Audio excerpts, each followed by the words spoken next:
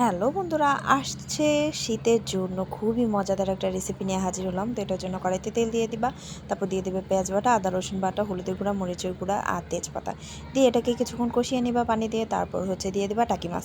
এটা হচ্ছে পালং শাক আর টাকি মাছের খুবই খুবই মজাদার একটা রেসিপি। তো টাকি মাছগুলোকে কিছুক্ষণ ঢেকে কষিয়ে নিবা। কষিয়ে নেওয়ার পরে টাকি মাছগুলোকে উঠায় নেবা একটা পাত্রে আলাদাভাবে।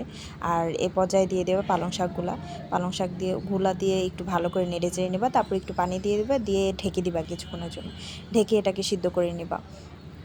যখন সিদ্ধ হয়ে আসবে তখন টাকি মাছগুলো অবশ্যই দিয়ে দেবা।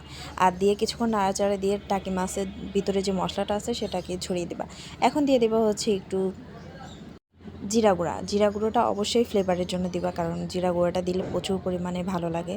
আর এখন দিয়ে দিব নামানোর আগে ধনিয়া পাতা দিয়ে কিছুক্ষণ ঢেকে রান্না করে নামিয়ে নেব।